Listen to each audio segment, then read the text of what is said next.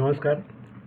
सातारा स्मरण यात्रा या मालिकेतील आज माफ करा, सातारा ते सिंगापूर या मालिकेतील आज हा 5वा भाग. मागच्या भागामध्ये आपण सिंगापूरमधल्या ओशन पार्कपर्यंत आलो होतो आणि हाँगकाँगमधल्या, आणि तो भाग पुढेही चालू होता.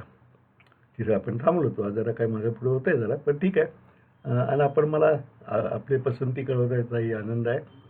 आपण कृपया माझ्या अरुण गोडबोले या चॅनेलला सबस्क्राईब करा, म्हणजे हे भाग नवीन टाकले की आपल्याला लगेच आपल्याला नोटिफिकेशन येत राहील. आपण हाँगकाँगचाच भाग पुढे आता चालू करूया. सेंट्रल हाँगकाँग, कावलून आणि न्यू टेरिटरीज.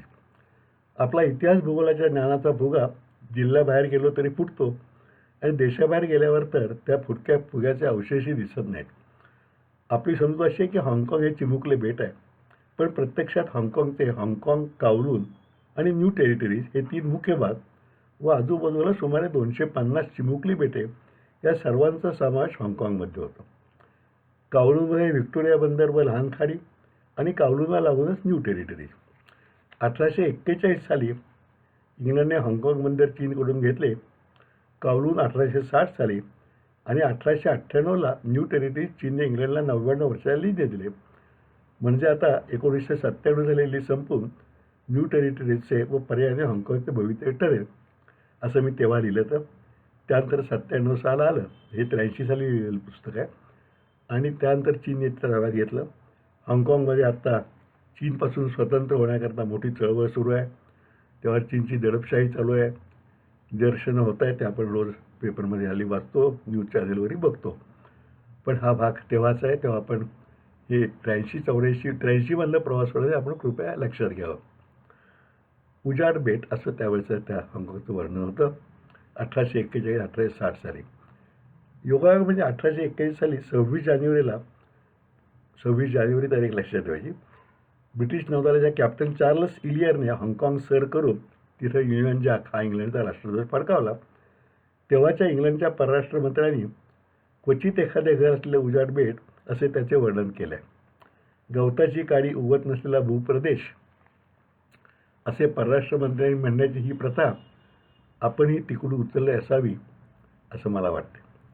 पण त्यावेळी वाटाघाटीचा घोळ नसल्याने तो भूप्रदेश इंग्लंडने पुन्हा परत केलाच नाही.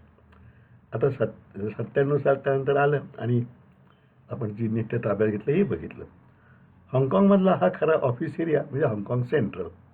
आपल्या मुंबईच्या फोर्टसारखा सर्व बँका, सरकारी कार्यालय, मोठ्या मुख्य कार्यालय, त्यांच्या गगनचुंबी इमारतीने हा भाग उठून दिसतो. 66 मजल्यांची आशियातील तेव्हाची सर्वात उंच इमारत आयफेल टॉवर, हॉपवेल टॉवर, तिच्या आसपासच 40-50 पाण्याच्या किरकोळ इमारती. या इमारती पाहणे ही सुद्धा आर्किटेक्ट्सना पर्वणीच आहे. आता तेव्हा होते, आता 120 मजल्याशिवाय इमारती अनेक ठिकाणी झालेल्या आहेत. आपल्या दृष्टीने मात्र 20 गेली तर वर कसं यायचं हाच विचार आमच्या मनात तेव्हा आला. या संपूर्ण भागात पाश्चिमात्य संस्कृतीचे सावट आहे. रुंद व सुरेख रस्ते, प्रचंड संख्येने मोटारी, त्यांचा खोळंब ओव्हरब्रिजेस आणि त्याला न जुमानता होणारे ट्रॅफिक जाम्स. हाँगकाँगमधली सर्वात उंच टेकडी व्हिक्टोरिया पीक. या टेकडी उंची 1800 फूट आहे. ही उंची ऐकल्यावर मला आमची उंची वाढल्यासारखे वाटले, कारण आपल्याकडे 1800 फूट म्हणजे काहीच नाही. या टेकडीवरून संपूर्ण हाँगकाँगचे नयनमनोहर दर्शन घडते. आमच्याबरोबर पुणेरी प्रवासी होते. त्यांच्यामध्ये पर्वतीची उंची जवळ एवढीच आहे, आणि आमच्या पुण्याची सर काही त्या दृश्याला नाही. हाँगकाँग व कावलून यांच्यामध्ये खाडी आहे. ही खाडी ओढण्यासाठी स्टार फेरी म्हणून फेरी सर्व्हिस आहे, किंवा या खाडीखालून 2 किलोमीटर लांबीचा अंडरग्राऊंड बोगदा 1972 साली काढला आहे. आपल्याला खाडीवरील पूर माहीत आहे. आता अर्थात आपल्याकडे खाडी खालचे बोगदे व्हायला लागलेले आहेत. मात्र हा बोगदा म्हणजे आश्चर्य वाटले, कारण वर खाडी, आज 4 लेनचा सुरेख रस्ता, बाजूने सोडियम वेपरचे बंद नसलेले म्हणजे चालू असलेले दिवे. चालू म्हणजे आपल्याकडे वेगळं आपल्याला वाटतं. आपल्याकडे अलीकडे घराची स्लॅब पहिले 1-2 पावसाळे गळतेच असं ऐकण्याची सोय आहे. म्हणून मी आमच्या एमी गाईडला विचारलं, का इकडे वर खाडी आहे तर लिकेजचा वर प्रश्न नाही का? तिने हसून सांगितलं, असा प्रश्न इथे येत नाही. त्या बोगद्यातून जाताना आम्ही मुळशी धरणावर गेलो होतो, तो प्रसंग आठवला. धरणाच्या भिंतीच्या खाली रस्त्यावर उभे राहिले की वाटायचे, जर समजा काही झाले तर डोक्यावर 100 चौरस मैलाचा जलाशय. येथे तर वर चक्क समुद्रच. पण सुदैवाने तशी शक्यताही नाही असे मी सांगितल्यावर मी जरा निश्वास टाकला. अर्थात ठाणे पुलाच्या प्रमाणे बोगद्याला भरभक्कम म्हणजे दर खेपेला $5 टॅक्स आहे. आता तर सगळीकडेच टोल टॅक्स आलाय. टोलचा जोर चालू आहे, आपण आत्ता ऐकतोय. म्हणजे 2021 साली. बोगद्याचा खर्च अजून निघाला नसेल किंवा कोणाचे तरी सुपी उडवून त्याचे रीट करायचा विचार आला नसेल, त्यामुळे टॅक्स सुरू आहे असं मी तेव्हा लिहिलं. पण हे सगळं होऊन सुद्धा, अनेक रीट होऊन सुद्धा टोल चालू राहतो याची आता आपल्याला सवय झाली. विशेष म्हणजे बोगदा बांधल्यानंतर त्याची दुरुस्ती, तो कमकुवत झाला असले काही नाही. त्यामुळे पुन्हा पुन्हा नवीन टेंडर्स, कॉन्ट्रॅक्टिंगने एकंदरीत या बाबतीत त्यांना आपल्यापासून शिकण्यासारखे खूप आहे. हाँगकाँगला शॉपिंग एरिया कावलूनच आहे. आम्ही गेलो ते नाताळात, त्यामुळे सर्वच रस्त्यावर खरेदी करणाऱ्या प्रवाशांनी धांदल उडाली होती. फ्री पोर्ट असल्याने किमती कमी, त्यात नाताळनिमित्त सेल म्हणजे हा कुंभमेळ्याचा योग समजून सर्वांची गडबड चाललेली. घड्याळे, खेळणी, रेडिओ, टी व्ही यांच्या शोरूम्स पाहता पाहता खिसा केव्हा रिकामा झाला हे कळतही नाही. बायकांच्या बाबतीत बायकांचा यावरला उत्साह काय वाढणावा. त्यामुळे बहुधा खरेदीच्या पिशव्या सांभाळत आम्ही दुकानाच्या बाहेर फुटपाथवर असेच आमचं दृश्य असायचं. असाच एका दुकानाच्या बाहेर थांबलो असताना शेजारी एक ऑस्ट्रेलियन पती हीच ड्युटी करत उभे होते. शॉपिंगमधील नवरे ही खरी शोषित जमात आहे या विषयावर त्यांचं आणि माझं सुद्धा एकमत झालं. तर ऑस्ट्रेलियनशी बोलत असतानाच, अहो हे जरा बघो, या $5 रुपये किती होतील म्हणजे स्वस्त पडते ना, अशी हाक आल्याबरोबर मी चेहऱ्यावर नम्र भाव आणले व दुकानात गेलो. त्यामुळे आमचा तो परिसंवाद अपूर्णच राहिला. प्रत्येक देशाचे चलन वेगळे व रुपयाच्या परिमाणात ते किती हा आमच्या बायकांना भेडसावणारा मोठा प्रश्न होता. कारण खरेदी करून सातारला घरी दाखवल्यावर अरे रे, हवे घड्याळ मुंबईला स्वस्त मिळते असं जर कोणी नुसते म्हटले तर आमच्या ट्रीपवर पाणीच पडलं असतं ना. मी मात्र यावर उपाय शोधून तो अंमलात आणला. आपण खरेदी किंमत निम्मीच सांगायची म्हणजे ही भानगड नाही. वस्तू महाग पडल्याचे खरे दुःख नसते, आपण फसलो आणि ते दुसऱ्याला समजले याचं खरं दुःख असतं. भाव स्वस्त असले तरी त्या बाजारात भारतीयांसाठी सौजन्याचा मात्र अभाव होता. मला असं वाटतं की अजूनसुद्धा भारतीयांची किंमत अलीकडे थोड्या काही वर्षात वाढली असं म्हणतात जगाच्या बाजारपेठेत, पण तरीही जरा फरक पडतोच. हाँगकाँगच्या एकूण लोकसंख्येपैकी 98% लोक चीनी आहेत. आपण भाई भाई म्हणत असलो तरी त्यांना भारतीयांचे वावडेच आहे. आमच्या ग्रुपपैकी एकाला तर एका दुकानदाराने nothing for sale for Indians, out please out असेही सुनावले. सुदैवाने आमच्यावर तशी पाहिली नाही, पण दुकानात गेल्यावर अत्यंत थंड चेहऱ्याने ही काय पीडा आली अशी मुद्रा. मग मात्र आपला मराठी गणिकावा सुरू झाला. सहज मनात विचार आला, अरुणचा हरुण करून ते पाहूया. मग एका दुकानात मी चक्क कराचीहून हरुण खरेदीला आलोय, कबिला बरोबर आहे म्हटल्यावर त्याने चायना पाकिस्तान ब्रदर्स म्हणून स्वागत केले. मग मात्र या धोरणात्मक बदलामुळे हाँगकाँगच्या कोणत्याच दुकानात अडचण आली नाही. उलट ब्रदर्स म्हणून खास सवलतसुद्धा मिळाली.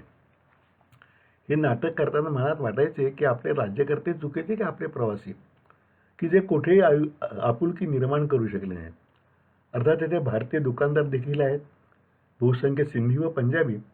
त्यांनीसुद्धा दुकानदारी श्री गणेशा सदाशिव पेठेत केलेला असावा, कारण त्यांनाही भारतीयांचे विशेष अगत्य नव्हते. एका ठिकाणी मात्र जरा वेगळा अनुभव आला. इंडिया एम्पोरियम नावाच्या एका पंजाबी गृहस्थाच्या दुकानात आम्ही शिरलो. मी बँकॉकला खरेदी केलेल्या टी शर्टवर हिंडत होतो.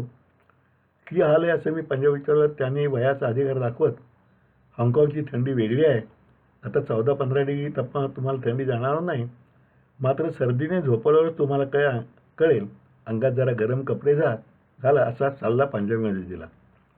अशा प्रकारे पंजाबीत बोलणे सुरू झाल्यामुळे पंजाबीचे आपले ज्ञान की हाल आहे, हा चंगा आहे, यापुढे न हे सांगण्याची पंचायत.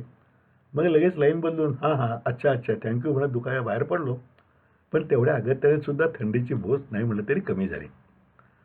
मी युनायटेड वेस्टर्न बँकेचा तेव्हा संचालक असल्याने व विदेशी विनिमयासाठी हाँगकाँगमध्ये बँकेचा संबंधित असल्यामुळे सुट्टीती थोडे काम म्हणून आमच्या बँकेशी संबंधित आयर्विंग ट्रस्ट कंपनी या न्यूयॉर्कच्या तेथील बँकेच्या शाखेला, हाँगकाँगमधल्या शाखेला भेट देण्याचा कार्यक्रम होता. मिस्टर हान्स हॅफेकर असे जर्मन गृहस्थ त्या शाखेचे मुख्य होते. त्यांना फोन करून आमची शहा शिवाजी भेट ठरली. आता त्यांचं ऑफिस सेंट्रल हाँगकाँगला, मी जाणार कावलूहून. त्यात बँकेचा प्रतिनिधी म्हणून जाणार म्हटल्यावर जरा जबाबदारी आली ती. हे सर्व करून ठरल्या वेळी पोचल्याऐवजी मला 15 मिनिटे उशीर झाला. कारण कावळूहून सेंट्रल मॉकला जाण्याची मी टॅक्सी शोधत राहिलो. सुधारणा किती झाली तरी वेळेला मिळेल ती टॅक्सी कसली. खटपट धावपळ करून एकदा टॅक्सी मिळाली, पण मी त्याला आईस हाऊस स्ट्रीट सांगत होतो आणि आपल्या खणखणी उच्चारामुळे त्याला ते समजत नव्हते. शेवटी कागदावर लिहून दाखवल्यावर त्याने आई हाऊस स्ट्रीट वचवून हे काय चुके विचार असा मजेशीर चेहरा केला. टॅक्सी होती एअर कंडिशन, अगदी आपली बहुचर्चित टोयोटो. हे तेव्हाच आहे, आपल्याकडं तोपर्यंत अशा गाड्या नव्हत्या 83 सालावर. मला वाटतं तिथे टॅक्सी जर टोयोटा असेल तर मुख्यमंत्र्यांनी कधी रोल्स रॉईस घेतली तरच चर्चेचा विषय होईल. टॅक्सीला रेडिओ फोनची सोय होती, त्यामुळे ट्रॅफिक जॅममधून वाट काढता काढता ड्रायव्हरने रेडिओ फोनवरून त्यांच्या ऑफिसशी संपर्क साधून आई हाऊस स्ट्रीटचे नक्की ठिकाण कुठे याची खात्री करून घेतली. या सर्व भानगडीत शेवटी आमचा इंडियन स्टँडर्ड टाईम झाला. आयर्विंग ट्रस्टचे तिथे रिटेल बँकिंग म्हणजे याला आपण पैशाची देवघेव म्हणतो ते नाही आहेच. फक्त मोठमोठे ॲडव्हान्सेस व आंतरराष्ट्रीय बँकिंग व्यवहार. त्यामुळे काउंटरवर जाळीच्या आड बसलेला कॅशियर असे बँकेतील परिचित दृश्य नव्हते. पर्शियन गालेच्या घातलेल्या रिसेप्शन रूममध्ये मिस्टर हॅन्सने अतिशय प्रेमाने स्वागत केले. माझ्याबरोबर आमच्या बँकेचे गेल्या 2 वर्षाचे अहवाल मी नेले होते. अहवालाची छपाई, रिपोर्टिंग, बँकेची प्रगती पाहून त्यांनी गौरवोद्गार काढले. दुर्बल घटकांना, शेतकऱ्यांना कर्ज देणे प्रकार पाश्चिमात्यांना नवीन आहेत. तसे पाहिले तर आयर्विंग ट्रस्ट ही आमच्या बँकेच्या काही पटींनी मोठी. पण मिस्टर हॅन्सने सांगितले की गेली 5-7 वर्षे तुमच्या बँकेशी आमचा संबंध आहे. मात्र इतके स्वच्छ व चांगले संबंध आणि व्यवहार ठरणाऱ्या बँका युनायटेड वेस्टर्न बँकेच्या वेगळ्याच आहेत. त्यांनी माझ्या प्रवासाची सोयी चौकशी केली. अगत्याने रात्री जेवायला या म्हणून आग्रह केला. मी गोव्याला जाऊन आलो आहे म्हणून सांगितले. त्यांनी त्या हाफेनरनी आमची बँक आम्ही आपुलकीची म्हणतो त्याच आपुलकीचा प्रत्येक त्यांनी दिला. मला मात्र त्या क्षणी मनोमन वाटत होते ती धन्यता. काही अण्णासाहेब चिरमुले यांची दूरदृष्टी आणि केवळ त्या संस्थेचा मी पायी हाँगकाँगला बँकेचा प्रथम प्रतिनिधी म्हणून गेलेलो. हे असे क्षण कमलदलात गुंतलेल्या हृदयभंगाप्रमाणे जे आयुष्याचे सार्थक करतात आणि सोनंसुद्धा करतात. आज इथेच आपण थांबूया. हाँगकाँगचा पुढचा भाग पुढच्या एपिसोडमध्ये. तोपर्यंत नमस्कार.